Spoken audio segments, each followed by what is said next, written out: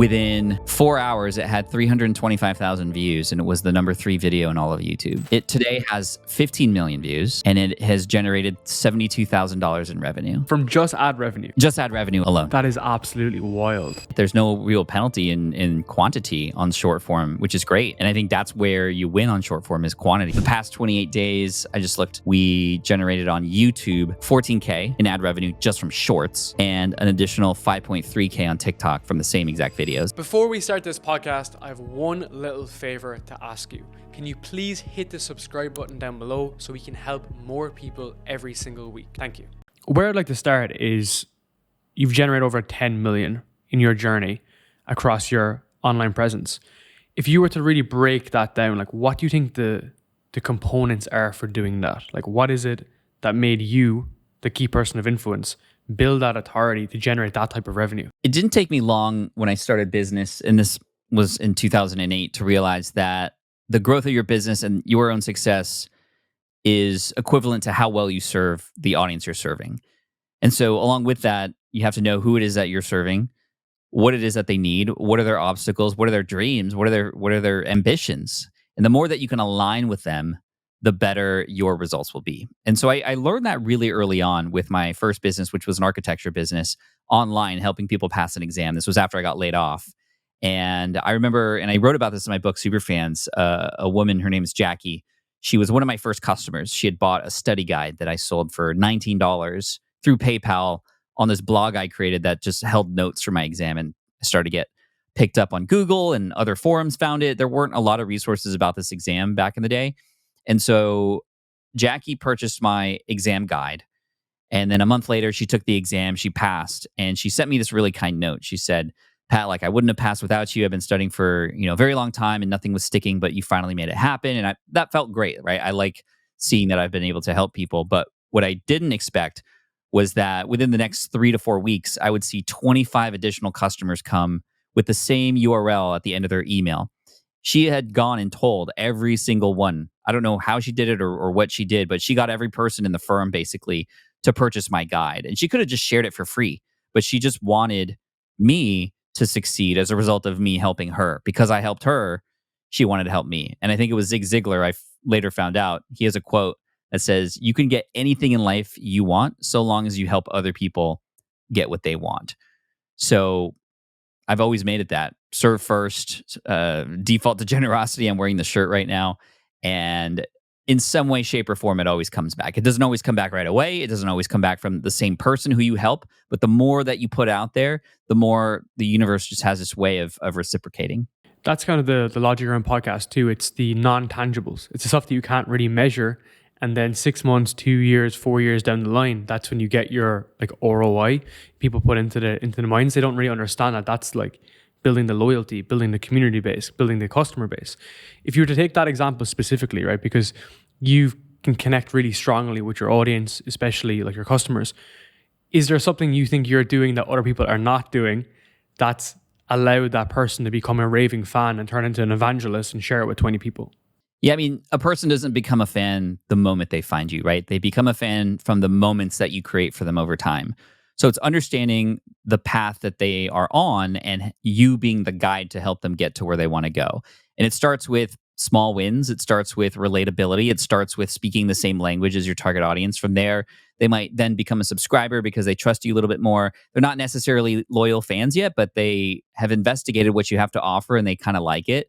So they might be a follower on social or a subscriber on your email list. And at this point, you want to try to connect them with other people. Show that there are other people like them that either you've helped or that are there going through the same journey. This is how you create connection. And this is why people then become super fans, because they just get ingrained and sort of involved in the community. When you get people involved, they get invested, right? They get invested in thinking about you. They get invested in the things that you have to offer. And they want to go on that journey with you or go to where you are.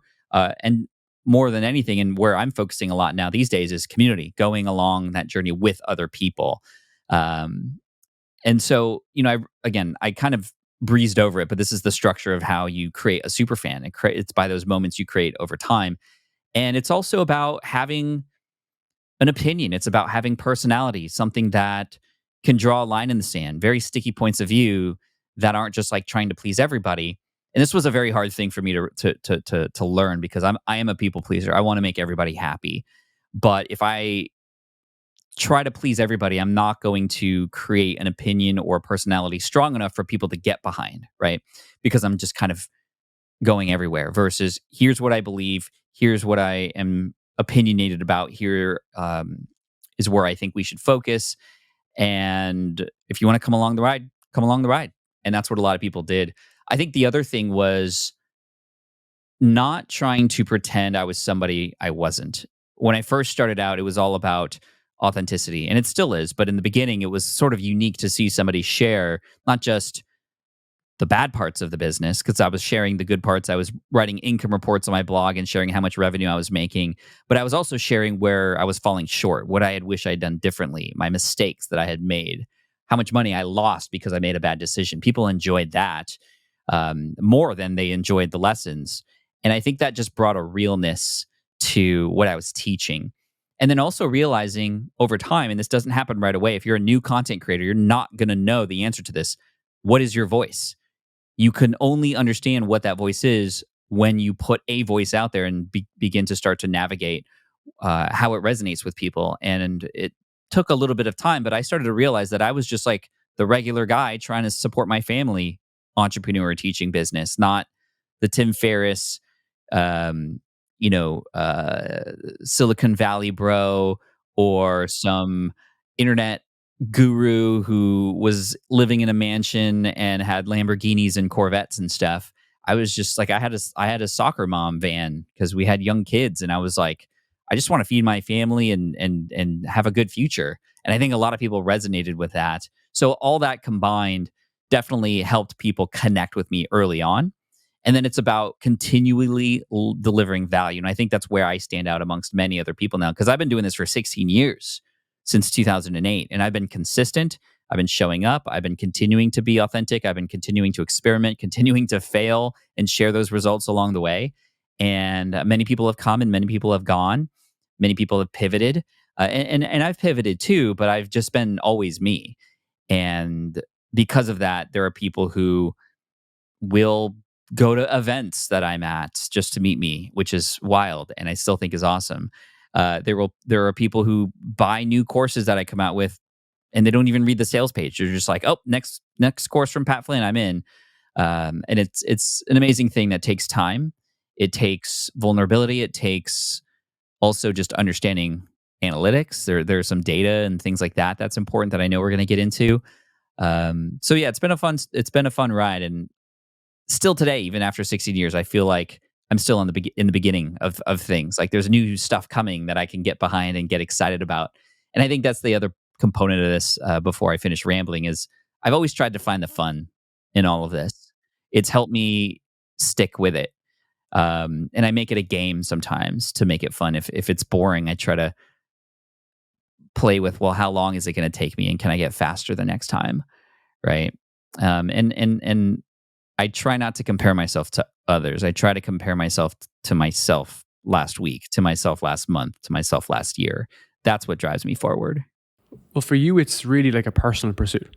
And even though you're doing different channels now and you're trying different things, I would still say it's still the same, because it's just Pat Flynn exploring his curiosity, sharing what he's doing well, and then sharing like the failures along the way. And I'm being quite similar. I've struggled to share the downsides because everyone wants to be perceived as what they know. So when you're showcasing, okay, I don't have it all figured out, that's something you come to grips with. And I just released a podcast with Chris Stowe last week, and his whole thesis is like understanding yourself. Like the second you start to kind of understand yourself, these are my shortfalls, this is what I'm working on, this is what I'm working towards, you can be completely open and honest with that journey. And I think that's why I've really related to someone like yourself, Chris, Eric Zhu. These type of entrepreneurs are different. So I've really made this observation because I've recorded 250 episodes. I've met a lot of these guys, and the guys that are playing long-term games or long-term people, they actually play this game completely differently. And that's why for you, you still have the excitement. It's 10 p.m. in San Diego. You're hopping on a podcast with me. That's the way you want to set this up. So even for myself, there's a few things that I could have niched further down. I could have been a bit more specific. I could be more direct, but it may have taken the fun out of it. and I may have ended up in the podcast graveyard, for instance, right? So there's like a positive and negative always to every reaction along those lines. Now, I want to ask you specifically about that vulnerability piece, because I think it's really interesting. I'm 28. The people in my space that are growing really quickly, they have that more authority frame. They're trying to project themselves in authority and not showcasing their losses, not showcasing the areas they can improve. How do you think about that? Because for you, you've been much more humble, and they're neglecting a lot of the downfalls. And as a result of that, they're not really connecting with people. Does that make sense? It's almost like they're up on a pedestal as like Batman, effectively, and everyone else is below them. It's unrealistic. I mean, I think that's the thing. We are all human. We all make mistakes. And if you see somebody who's just perfect, you're just like, what's wrong with that? Right. And so I mean, it's why I think in Japanese gardens, they include a few weeds here and there, because it's like, if it's too perfect, it's kind of unreal. It's unnatural. And so I've always leaned into my vulnerabilities. They make me who I am. They make me unique, but I also know my strengths.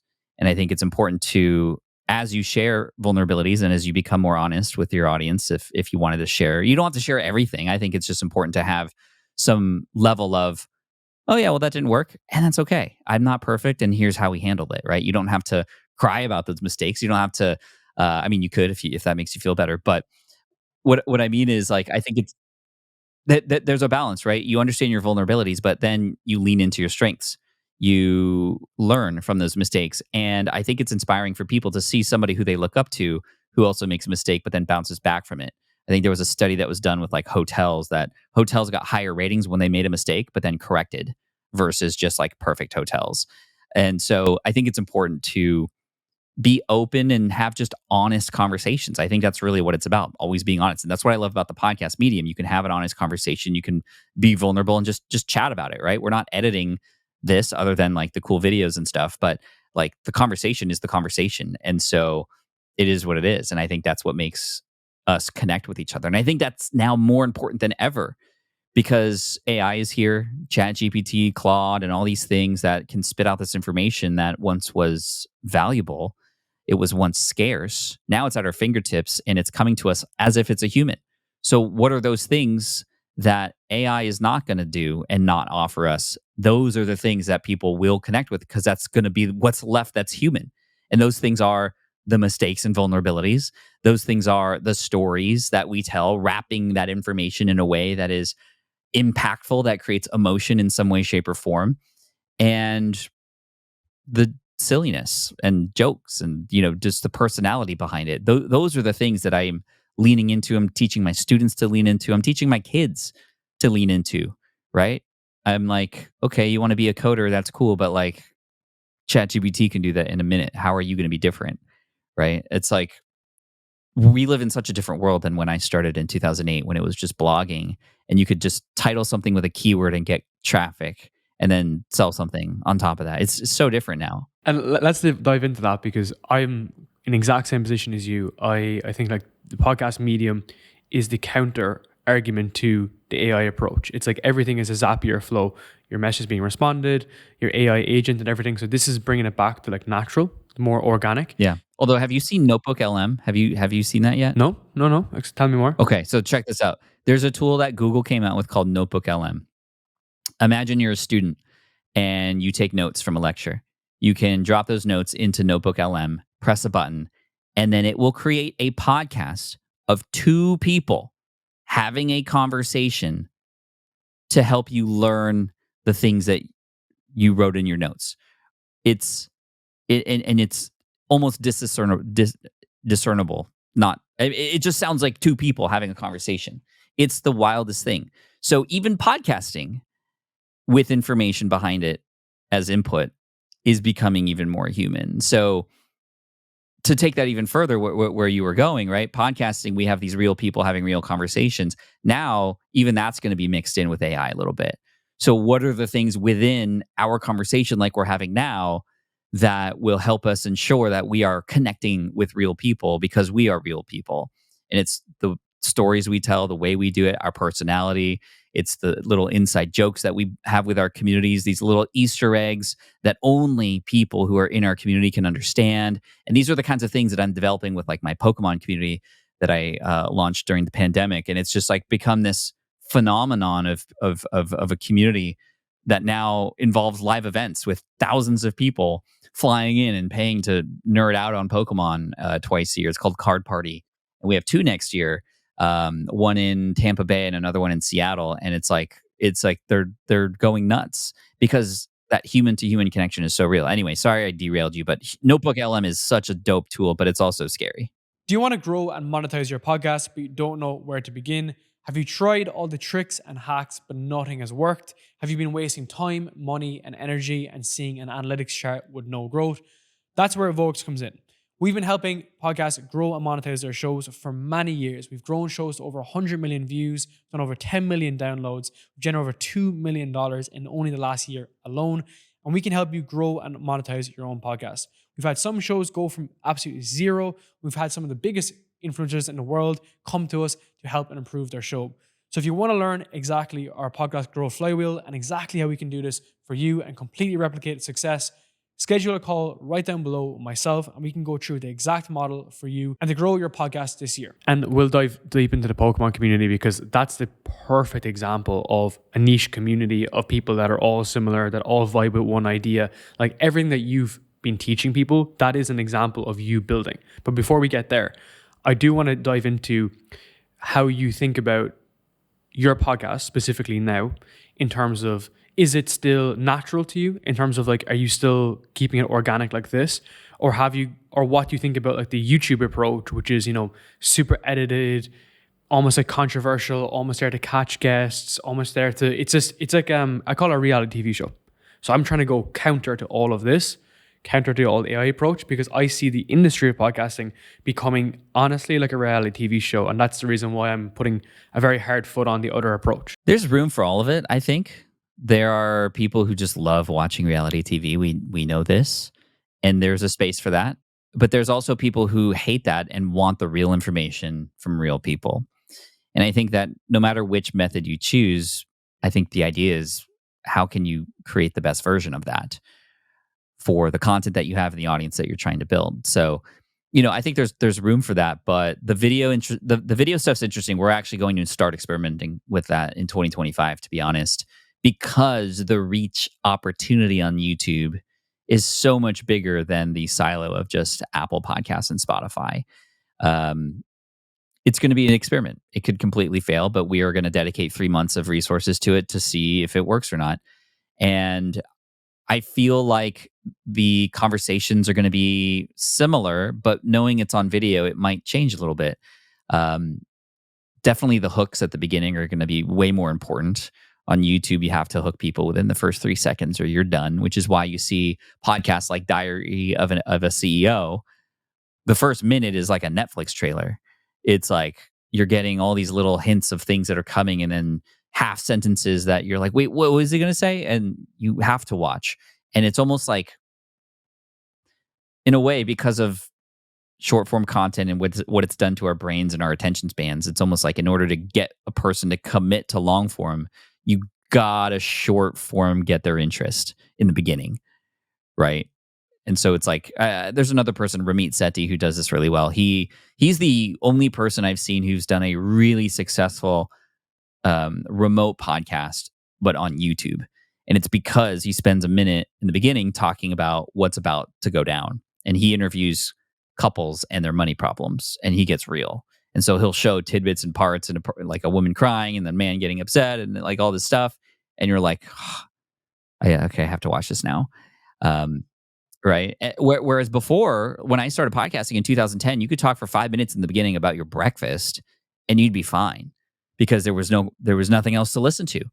Now, I mean, podcasting technically is still early, in my opinion, with the number of podcasts that are active. I mean, it's just about 1 million now that are active, which is nothing in comparison to how many blogs there are, or YouTube channels, or anything. But it's just a different medium. But once you get a person in, whether it's video or audio, you can build incredible loyalty because you're going deeper. And that's something that people are craving. Certain people are craving deeper today, deeper, more real. And it's our job as podcast hosts to not just ask surface level questions. And I think already I can tell you're really good at this because you are going deeper into the topics we're talking about versus just the same questions in every episode and just kind of the same old thing. I mean, I think the gold lies deep and you have to dig for it. And I'm happy to offer some like insight on this too, because I guess the guys that I've been interviewing are the guys that, you know, get a lot of requests. And a lot of them say that on YouTube, especially, they're getting caught out. They're going on these shows and guys are trying to catch them out, hosts. So I kind of say beforehand, I'm like, hey, this isn't an FBI interrogation. I'm not here to catch you out. You know, we're going to have fun. I just said that, like, basically, I'm not going to ask you the same 7 questions that you're going to be asked. And they just, you can see the relief. They're like, whew. And this happens like very, very frequently. So the way I kind of think about this is the fact that we actually doubled down on YouTube because of the reach component, because my personal experience was audio was so hard to grow organically, probably because I didn't really know the components. Whereas on YouTube in 2020, 2021, 2022 especially, it just kind of flung really well. Introduction of short form. The conversion mechanism from short to long form obviously wasn't amazing, but it just gave top of funnel to give that appreciation. And then people would consume when they're cleaning their car, in the gym, and so on. So on audio. So it just felt like a very strong pursuit. And I guess I was a little bit early on that. So that's the reason why we doubled down on, we're just doing video for a lot of people, video podcasts. So you would recommend that was kind of an today? Oh, 100%. 100%. But there's an element of complexity though. So this was where it gets a little bit interesting, is the fact that so we have been really focused on entrepreneurs because they just kind of see it much more of like a long-term approach versus like a quick win. So the logic here, from my perspective, was like on YouTube, we need to simplify everything as much as possible. So if you're in New York or San Diego or LA, just go into the studio, get a studio recording, because it's so difficult to set everything else up. There's so much friction. So it's almost like, how do we eliminate friction? If you have the budget, if you don't, completely fine, right? But it was about putting those components in place to allow someone to go in and record maybe once a month for 2 episodes. And then the next 30 days is a continuation of improving those episodes, releasing those episodes, refining them, writing newsletters, writing individual posts. And going back to what you were saying earlier about people recognize you for your small nuances in your tonality and whatnot. What I've observed is when people go on guest podcasts, the host will therefore requote their nuances to them. So something I always talk about is like the infinite game. So if I ever go on a guest podcast, people always say the same things that I always say back to them. And I think that's what's important, is you build up those key moments effectively. And I think through YouTube and through short form, that becomes just easier. It just becomes a lot easier to get that traction top of funnel. For sure. And you can use short form in social to test, right? There's no real penalty in quantity on short form, which is great. And I think that's where you win on short form, is quantity. I mean, I've been seeing on a new shorts channel, again, in the Pokemon space, posting daily. And it's across 3 short form channels we've had in the last 28 days, 150 million views. It's absolutely wild.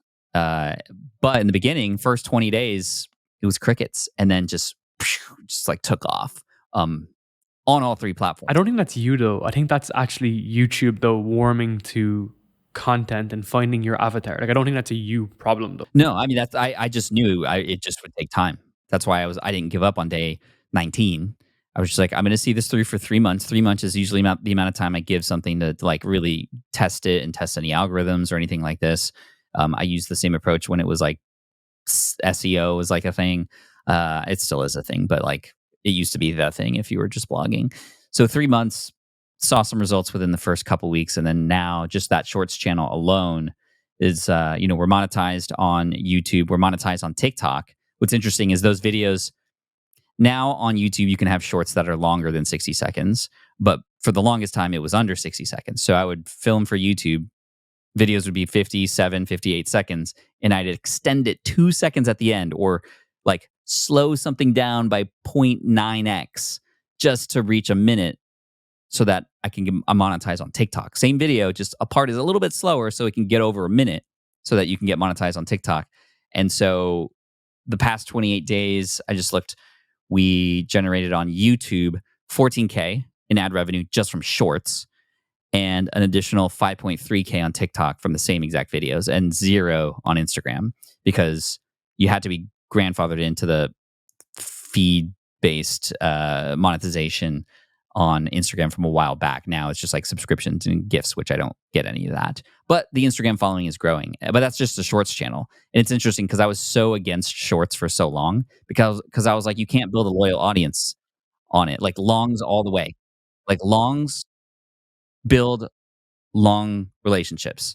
And I compared it to like Halloween candy, right? Shorts are like just handing out candy at Halloween and the kids go to the next door and they don't even remember you, right? That's what it was.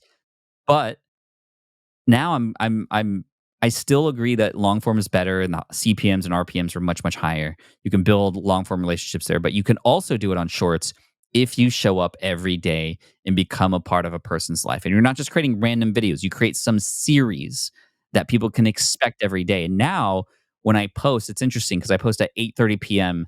Pacific time at night here. In the beginning, as soon as I post, probably within 2 minutes, I'll see at least 100 comments. 25% of them say, "Oh, I can go to sleep now. I've been waiting for this so I can go to sleep." It's literally a part of their daily routine. And so I've become a part of their daily life as a result. And because I'm showing up daily, it's day 107 today. Episode 107 came out. Um, like, okay, those minutes add up just like one long form video. Um, and it's insane now because for those short video, I know I'm just kind of bouncing around, so I apologize. But No, I like the idea. I like the thought process. Work ahead. yeah. So on the shorts, I hired Music Radio Creative, which is a great company. You can buy jingles from them, and they have a real human being on their end that they find that fits whatever you're asking for. They do podcast jingles and all this stuff. If you don't know them, you should know them. I can connect you to Mike and Isabella. They're great. They supply a lot of audio for my own students as well. But I hired them to do a jingle, and this jingle was in the format of almost like a commercial jingle. It's like, should I open it or should I keep it sealed? And that's at the beginning of every episode. It's just like 1 second, but it poses a question: should I open it, this pack of Pokemon, or should I keep it sealed? And so it poses a question. You need to know the answer, so you wait to the end of the video because I open most of them, and you see the value in whether or not I actually, got a good card or not. And at the end, depending on what I got, it's like, oh no, you should have kept it sealed, or yay, you actually got something good. And it's literally the same jingles every time. Now, people are saying that. They're commenting my jingle on other people's videos now. They're saying it in stores when they're opening packs because those store owners will tell me that people are singing it. And it's just become a part of the culture of Pokemon now, this phrase that I've made. And it's just so crazy how this happened. Why is that? We have to break that down. We have to break that down. Community, the retention, like the coming back, like the thousand true fans that do come back to your episode. Because I would think that on short form, it would only be a younger demographic. This is just completely assumption based, but because they kind of grew up with short form versus like an older demographic. Whereas for you, I guess your audience in a Pokemon niche, and this is so interesting. This is the best example ever. So you have long form for Pokemon niche. You have short form, and you've a million, and you've a million subscribers. Okay, so first question is, why are they not on one channel? So I had shorts on Deep Pocket Monster to begin with, but it was attracting the wrong audience. It was going too mainstream. And I know that might sound weird, but I did a video where I opened a pack and it was like a bad card. And eventually it got 15 million views. Like 98% of the comments are like, why is a grown man opening Pokemon cards? Get a job. This is stupid. You deserve to lose money. Like all this stuff that was like, obviously people just flipping through and the algorithm pushed these videos out. So that was not translating to long form views at all. It was not working. So we stopped shorts and we just focused on longs. And then we really leaned into it. We started to dig into the analytics.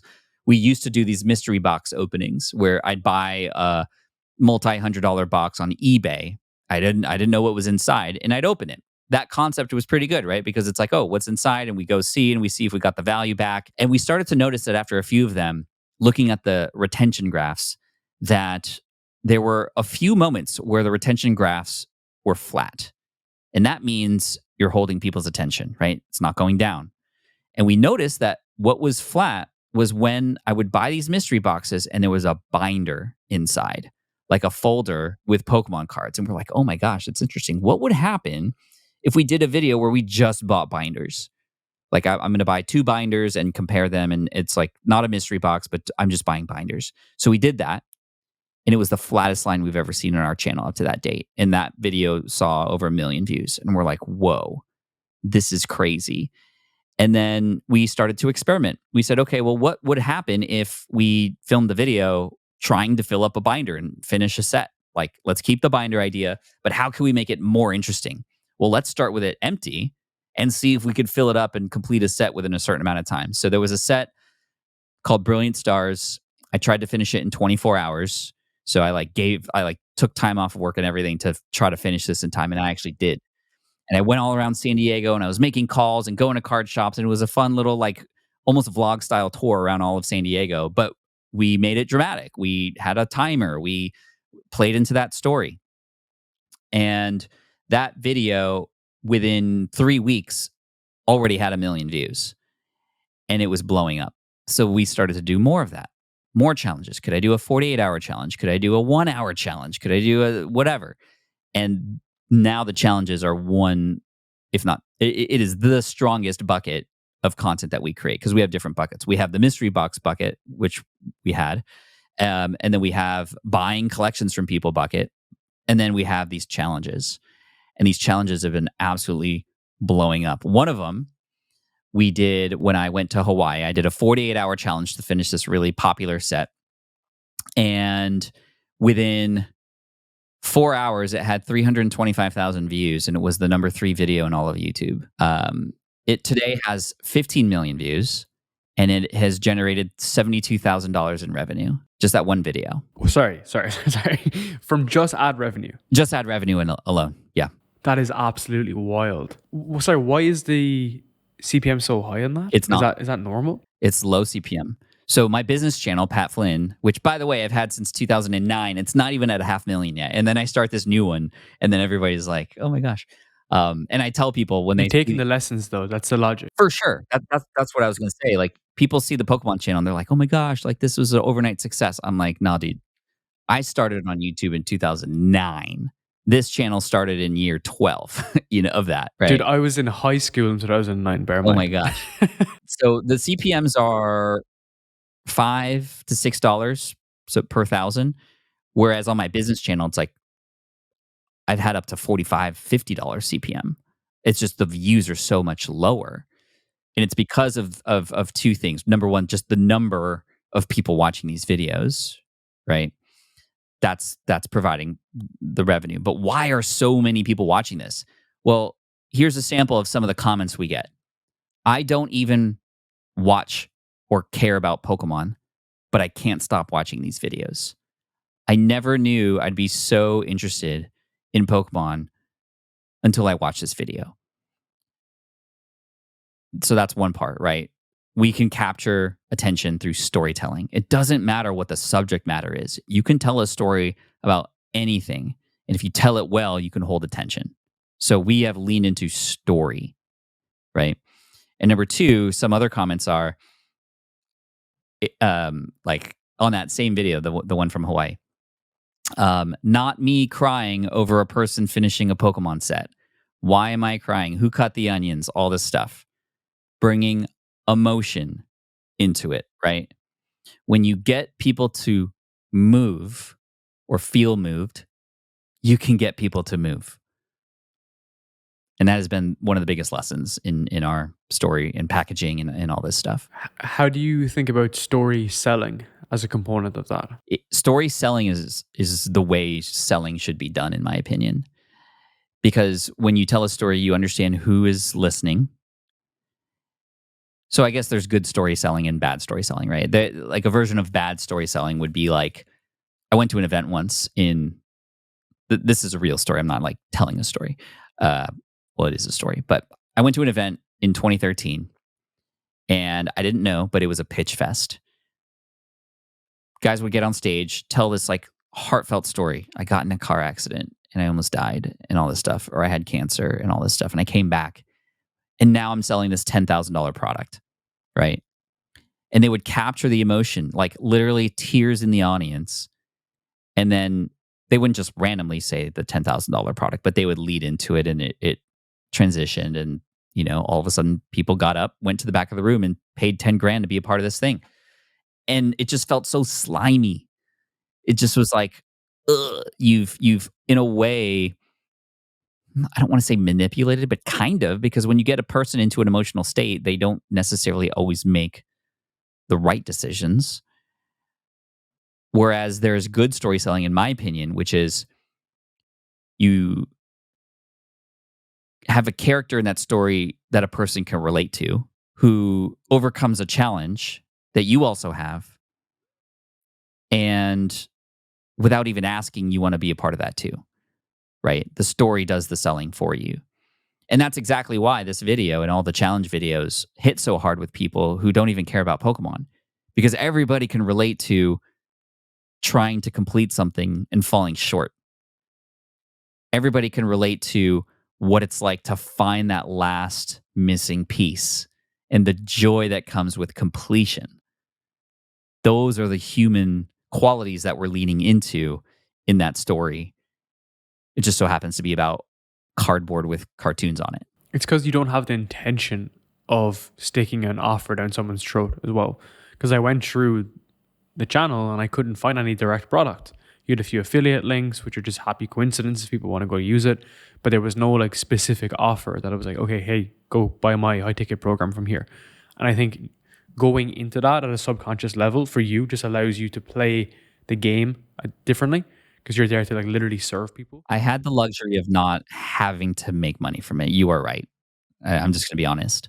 This was a side fun project that my kids got me into in 2020 during the pandemic. They started getting into Pokemon. I went headfirst into the YouTube community and started modding for different creators and started getting to know who people were, and then had the idea to create the channel. I didn't have the idea to create the channel right away.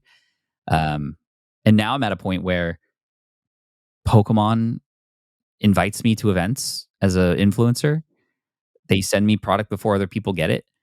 Sometimes I got invited to Japan to go to Worlds to represent as a creator. And I put on these events like Card Party, where I invite the other creators in the space. I have a great relationship with pretty much all of them, and they want to go. They like, I don't even have to pay them. They want to come because I understand how this works. People crave connection, and anybody who's into Pokemon probably knew what it was like to grow up with it and be bullied.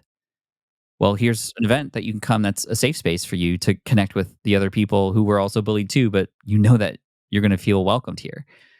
And that is the cool thing about the community that we've created. And it's become an event that feels more like camp, because people are making friends and like, I'm going to see you next year, and let's like chat and exchange numbers and stuff. It's such a cool thing. And it's I'm 41. My office has Pokemon all over it right now. Like, stuff is shoved everywhere just to not be on camera right now. Um, I get fan mail now. I'm getting recognized on the street. The probably most interesting interactions I have are when a parent comes up to me and says that they heard my voice on their son or daughter's iPad. And they were like, I know that voice. Wait, why is Pat Flynn playing with Pokemon cards? I listen to his business podcasts, and then they get to connect as a result of that. It's just such a crazy thing.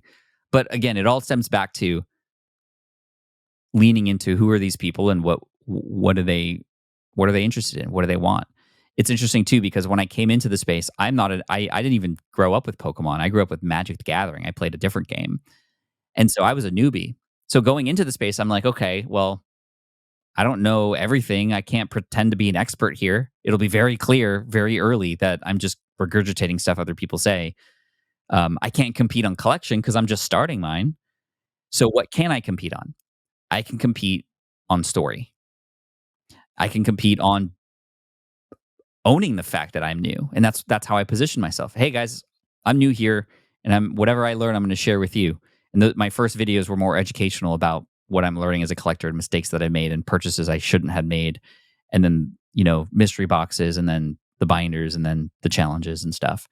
Um, and then live every single week on Monday. We've made Mondays days to look forward to on the channel, and I go live pretty much every Monday at 4:30 p.m. Pacific. And this past week, we had 3,500 people concurrently watching me open cards and give them away. Um, it's insane. And then we have this community of people who pay $2.99 a month to be a member so that they can get access to a Discord channel and special emojis that they get to use in the chat that others cannot. And we have 4,500 people paying $2.99 a month. It's like it's like another $10,000 basically. Um, after YouTube takes its cut. Um, and I'm not even selling anything. It's an interesting observation if you compare it to the architecture exam, helping people solve a specific problem, which is a great way to build a business, right? Solve a specific problem for a specific user that's easy to find online. But this is just like a side quest, basically, that also worked really well. So it's almost like, yes, you can do what the business book tells you to do, but you over here have accumulated all of your skills and interest and curiosity. And then as a result, that became its own business. So it's almost like it's like the Henry Ford quote is like, whether you think you can or you can't, you're right. So you just started doing it, you started enjoying it, you followed on the pursuit. You're like, maybe I could build a community, maybe I could do this. And the assembly worked really well, but that's the beauty of it, how it all kind of worked, serendipity, basically. Do you want to know how we book the most amazing guests on our podcast like you're seeing today? I've created a full template and guide and every single script that I've ever used to get the best guests in the world, and I've put everything together in a simple step-by-step process. If you click the link down below, I'll give you the exact guide to book any guests on your podcast, and I have a full guest management system for you to manage every single guest. If you want to see the process behind booking guests like Justin Waller, Luke Belmar, Sterling Cooper, and every guest in the online business space, click the link down below and you'll get the full guide for free. Thank you. Yeah, and I think the reason it works is because I understand people now. I understand psychology of people and what brings people together. There's so many interesting, stories, right? Like we have this coin that we made when we hit milestones that we give out to people who win prizes, who win giveaways, and just some of my community members get access to them. Like people go crazy over these coins. They're just metal coins that say my logo and the subscriber count, and there's only like 500 of each of those milestones made, and I've seen them on eBay for sale. It's kind of wild.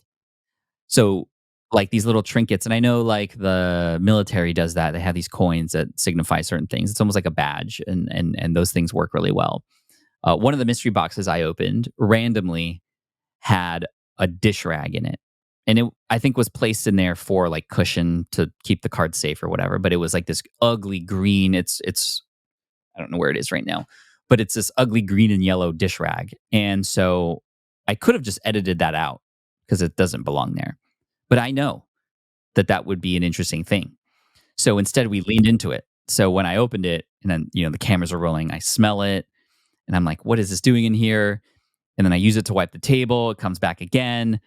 2 videos later, I just wipe the table with it. I don't even mention it. People are like, hey, isn't that the dish rag from the mystery box?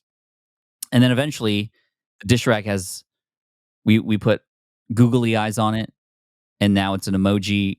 And now people, when they see it, I don't even have to say anything. They know because they were part of that culture, and it's like almost an insider thing. They're like, oh, that's that's the dish rag. We even have, actually, let me show you. So we started doing timed challenges, and so we were like, okay, how can we make the timed challenges more interesting and intense? Well, let's have like a real timer. It also shows that it's real. And so I bought a kitchen timer and I put googly eyes on it and I have eyebrows on it so I can make it like mad if I want to, like that. How do you think about these things? Well, my producer Dan, who's worked with me for a while now, he was just like, we need to name it. I'm like, what do we name it? Just name it Steve or something. Steve is a celebrity on the channel now, because he shows up and we turn him into a character in the stories. Like Steve is the evil villain that we're trying to defeat and all this stuff. And he has a name. Like people want plushies of Steve now. Like they said that they would pay money for Steve plushies. It's just a kitchen timer with eyes, but we've weaved it into a story. turn it into something relatable, a character that forces you to try to get something done in time. Who's always overlooking you, and we bring him into the camera, and you know, it's just. And the reason he has teeth right now is because I just finished a Halloween video that he was involved with. So he was like a vampire or something. It sounds so stupid, and that's the cool thing. Because if you're not in the community, yeah, it does sound stupid. But if you're in it, You don't get it, right? yeah, you don't. It's like no, we get it. We know we're insiders, and anybody else who gets it, you're like best friends already, right? You have something to connect with.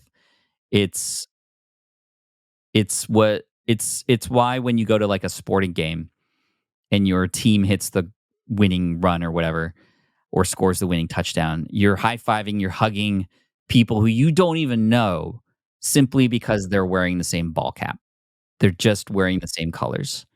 And so already, without even saying a word, there's strength. And if you are the creator who facilitates those interactions, who creates that stadium or that safe space for those people to come in, I mean, it's magic. It's absolutely magic. And this is why in 2022, we switched at SPI our business model from our online courses that we were selling. We were selling them individually, right, for hundreds of dollars, and they were selling and they were working. But we knew that that wasn't the best way to serve our audience anymore. Times were changing, and people were more likely to get better results if they were to do it together. And so we switched our business model from selling one-off courses to a community where those courses now exist. We call them community-powered courses. And every once in a while, we take people through those courses that are digital, that are already there, pre-recorded. But we take people through like an 8-week cohort or 10-week cohort to go through them together. And we found a 2.8x higher chance of or likelihood or completion rate, basically a 3 times better completion rate by doing it that way. And in the beginning, we lost money because of that, right? We were selling tens of thousands of dollars per month of these courses. And now it's like, well, currently it's like $66 a month, paid quarterly, but $66 a month. So we're losing money because people have access to all those courses for $66 a month. So our deal was, well, if we can get people to not just take one course, but to see the pathway through each of the courses that would help them along their way. And if they were to meet friends and if we connected them with a mastermind group inside, we know that over the long haul, we will have earned more revenue from that user than if we just got the upfront payment. And that's exactly what's happening. We have like a 4% churn rate or 6% churn rate or something.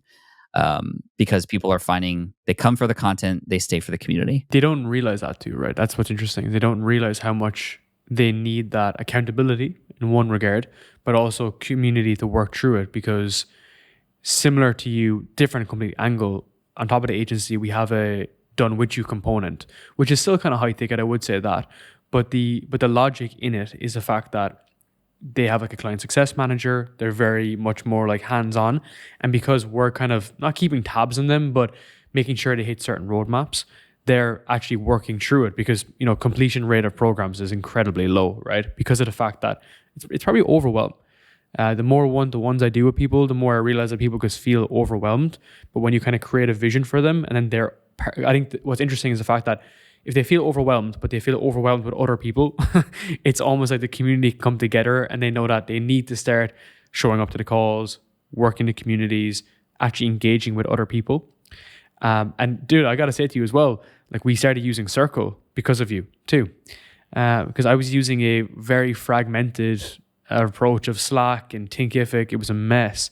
And I integrated everything to Circle. I actually want to ask you about this too. And then I've always been using ConvertKit, which is now Kit as well. So that's been crazy, man. Honestly, like so you were a seed investor in those companies, correct? No, I am an advisor for those companies. A little bit different. So I came on early to basically in exchange for advice, I have become a shareholder. So I'm on the board of these companies. So what made you spot those companies?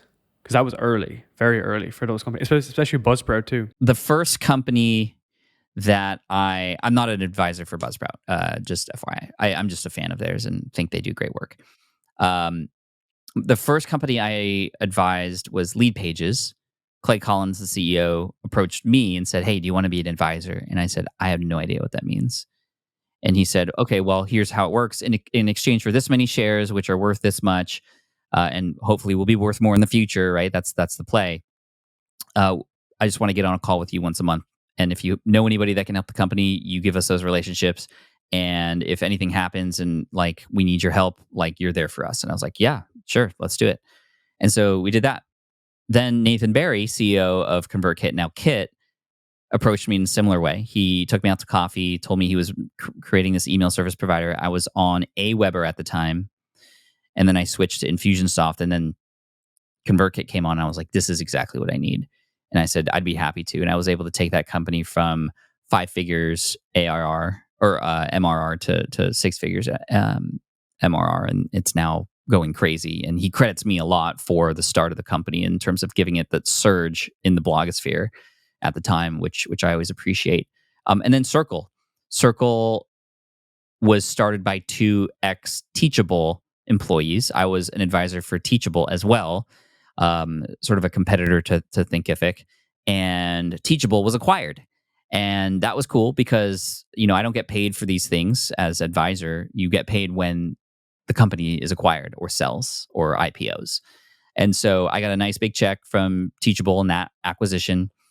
So I'm no longer an advisor there, but I knew that the guys over at Circle, who were former Teachable employees, were creating something amazing, and they were basically right at the start of their journey when they reached out to us, and we had a conversation and had a chat together. And my partner Matt, we were like, "Man, if we get in early on this, we can actually influence how it is shaped for the community that we want to build." And give them in like direct insight and feedback like as it's being built, and they were very open to that, and we worked out a deal. So I'm an advisor for Circle as well. Matt, my partner, and I are advisor combined to over, I think, 13 companies right now, which is great. One of the other companies I advised, you might know, was Squadcast, actually, and then they got acquired by Descript recently. So I got a nice, I didn't have as many shares in that one, but I got a nice payday for that one as well, for the advice I gave and the connections I made, and those kinds of things. So it's been a neat journey. It's a fun way to have my hand in many companies without having to do the work to build the company, if that makes sense. And I tried to build. I tried to build a variation of Squadcast at one stage, like early on in 2020. I just always video, just very visual guy, and I was trying to build like software myself. I come from a software background, so that was my side of it. And I was like, look, this is way too complicated to tackle as like a young 22-year-old. I gotta figure out how to podcast first and then build secondly on top of it. But you've picked some good horses though, right? In terms of like Circle is amazing though. It's so funny because I think there's someone who's not in the space, who hasn't seen how fragmented the industry is. You just see Circle and you're like, oh, okay, it's a community and courses. But it's like, if you understand how difficult it is to combine those components, get people to work through stuff, communicate elegantly, make it look like almost like Facebook, the interaction is so clean, the UI is so good, you can white label it. I think we're actually going to white label it in the new year as the plan. That's our goal. But again, if you white label it, it genuinely looks like you built your own app. It genuinely looks like you've built everything natively. It's so good. Those guys are freaks of nature. Like they're moving fast. They come out with so many new things. What do you think about school and WAP? Like, what's your thought process around that? What do you think about when you look at communities? So you are so embedded in communities, and you've used them, but now communities are kind of like a wave in terms of because of school, and then WAP. I know the guys that are working on WAP, and they're just competing directly with school. That's basically the strategy to the most part. How do you think about that? Because that's like a marketplace of communities. First of all, Mighty Networks was one of the first ones to do this, and then Circle came about, and then School, and then there's been a number of others. I think it's great. I love more choice for consumers. I love the fact that it pushes these companies to innovate faster, which is always good for us as long as they do it well. I mean, even with Kit, like Beehive showed up. And did you know that when Kit did their rebrand change, which they were publicly talking about for a very long time, right? They were literally sharing the process of the rebrand, which was just really, really neat and different for a software company. The day that Kit rebranded, Beehive came out with a promo that said, um, convert to Beehive Kit. Join now to save this, whatever. And it was like directly because like it had convert kit, convert to Beehive Kit to join your email. And it was just like, there's different companies who have different morale, I guess you could call it. But props to them. I mean, that's their style. They've built a loyal audience of people. But it's a great tool, but it also forces the competition to go, okay, cool. How do we build a moat around what we have so that no matter what happens, there is no competition, right? And I think that's just healthy. It's healthy business. It means things are always being innovative, and as much as we the consumer don't like change because it's like, oh no, I got to think about this thing now or it's different. I think deep down we kind of like improvement, and you can't improve unless you change. So I don't know. I think it's cool. I admire Alex Hermosi and what he has built and his muscles, but I feel like he's using what he knows how to do, which is market for a product that I have heard. I've never used it, so this is just what I'm hearing. Is not up to par with where a lot of people would want a community tool to be. And I know from the inside of being with Circle that like it's going to be hard to compete. But Alex is encouraging a lot of people to create courses in community and change their lives, and cannot hate him for that because I'm doing the same thing, 100%. just in my own way. 100%. It just depends on what you're going after. I listened to Alex on My First Million again, but it was his second podcast, and he made a really good point, which was he's built this audience so that they can build businesses so that he can partner with when they get to 5 million a year. But in the process of doing that over the next 5 years, you have this massive bucket, which is 99% of his audience, who are still under 5K a month. So this is basically his play to almost but give an offer to these people and allow them to start. So I think if you've seen recently, School have kind of changed their ads where it's really, really focused on beginners. Whereas for me, who had a community for quite some time, when I was racking my brains over Slack and Thinkific, Circle made so much sense because I needed so much functionality. And then I worked with like Circle's support team. We were doing a migration. It was so complicated, but we kind of needed it because it was complicated. Does that make sense? So I feel like fit for purpose, is it getting started? It's amazing, right? And I think our space of the online business space is only getting more interest, and it's only getting faster. It's a lot more faster than your initial affiliates that you were doing back in the day, right? There's 1,001 ways to monetize an audience. I didn't even have a product to sell. I could generate 200,000 a month by promoting hosting companies and keyword research tools, and it was amazing. Because I could just write really good content and say, okay, in step 3, this is the tool I used. If you want to use it, here's a discount, and go through my link. 200K. Yeah. Profit or revenue? Revenue, profit, margins 85%. I mean, it was not much expense. There is that wave, and we could have a second podcast on this, because I know it's late for you, about sponsorships for podcasts now, because we are on the buy side, like the positioning side, and the positioning there's no, the way I've described this is that there's no proper equilibrium when you're sponsoring an entire brand. YouTube, Spotify, maybe Instagram, maybe TikTok, maybe LinkedIn as well. There's no like baseline. The CPM stuff kind of is not a model that fits into that mode, into that kind of like framework. So the way we position it is much more of like, yeah, it's kind of like those days, the way that you describe it. That's how I describe this right now for sponsorships. Because depending on the type of show, of course, the numbers can get like quite silly basically on the upside, providing the show solves a specific user for a specific person. Right. And this is where relationships come into play, because you don't want to do a CPM based model when you're doing sponsorships in general, because you don't know what those numbers might be, and you might have to make up for that later, especially on YouTube.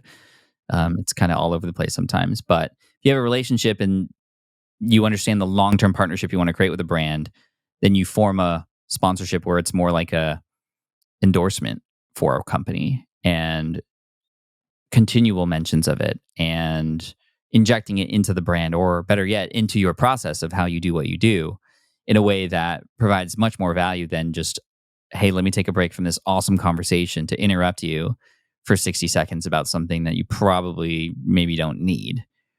Um, so I like the organic stuff better and the injection into a process to help support a company. My logic is only promote something that you'd be willing to interview the founder on. Because if I'm willing to sit with the founder of StreamYard, I'd like to sit with the founder of StreamYard and interview him and have him on my show because I believe in the product, right? And it's worked really well for me over the past 4 years. I think it's like a nice mental model that you believe in what it is so that you could speak about it publicly versus just getting the cash and then there's no click-through rate and the audience turns off. Unless it's one of those interviews where you try to flip it on that person because they did something bad. Oh no, that's not my style, man. We're trying to go against. Can you that. imagine that? They sponsor the podcast, you invite them on the show, they've paid you, and then you like flip it and make them look bad? That'd be so bad. The problem is though that does happen. But that's the thing. Like that's the whole thing with this is that stuff actually happens so frequently, which is just so unfortunate. And I think that's why people like yourself. Got to do it for the gram. You got to get that attention and be have some spectacle to put in your intro so you can get clicks and views. Some of that is necessary. I mean, I don't think that style, but going back to just people and how they consume now, you have to give a person a reason why they need to stick around nowadays, and that hook is key. And you have to be a little clickbaity. I'm in the clickbait camp, but clickbait and fulfill that promise, not clickbait and switch, which is the problem. I think I heard what's his name? He owns the YouTube channel Vertasium. He calls it legit bait. It's like, yeah, it's bait, but it's legit so that you can serve the person. Because if they're not clicking or sticking, you're not helping them. So you have to get their attention. And it's sad, but it's true. And that's why thumbnails on YouTube are like, I just spent today 2 hours on a photo shoot here at my house, virtually with my photographer, if you want to call him that, my thumbnailographer. He tells me like my camera settings and where to put my lights and stuff, and it's really awkward. I did a thumbnail for one of my upcoming longs on Deep Pocket Monster, my Pokemon channel, and turned out great. But we're investing $1,000 just for a couple thumbnails a month because it is that important. And we have seen better results as a result of having better thumbnails. So it's almost not fair because sure, if you have the money to spend on it, cool, you could design better thumbnails. So sometimes, however, creativity can help as well. Thinking about what a person sees on their entire home feed and how to get yours to stand out. It doesn't have to cost money. But if you have it, then it's worth, investing into something like thumbnails for sure. The way I think about it is that it's like a packaging of a chocolate bar. You walk into Walmart, you see a chocolate bar. The reason why you see it is because of the packaging. So it works in that context. It works in the context of YouTube as well. So it's all I write titles like the dream outcome from Hormozy, especially in a business niche. Like what is that dream outcome someone's trying to achieve, whether it's launch a podcast, building this business, building that brand, wrapping that around there and having the time frame, having everything, and then having it within 50 characters. So there's different components. Now, I don't want to keep you too long though, because I know it's late for you. But Pat, this was amazing, man. It was so great to meet as well. It was really, really great to meet. Hopefully you had a great time too. And I think hopefully we're both in a similar position whereby for us, it's much more about relationships and building great content. And I think that's what's kept you in the game for so long. It's what's inspired me from people like yourself. So I do genuinely say from the bottom of my heart a big thank you for everything. And not just today, just everything. Just top of mind. I always go back to your YouTube videos whenever I feel a bit lost sometimes. Some of the OG videos. Thank you, man. I appreciate that. Darren, before we hit record, everybody listening, told me a great story about how he started his show, and he found my YouTube videos on how to start a podcast and gave me a lot of credit for the reason why the show started. But I want to give credit back to you, Darren. You've done some amazing stuff here, and the way you interview is great and inspiration to people who, under your brand, are doing that as well. So, congrats on what you've built and the platform and the agency and, who you inspire. And, somebody helped me and I helped you, you're helping others. Like imagine a world where everybody's just here to help each other. Like what an amazing place it would be. And, we're both doing our part, and I hope those of you listening are doing your part as well.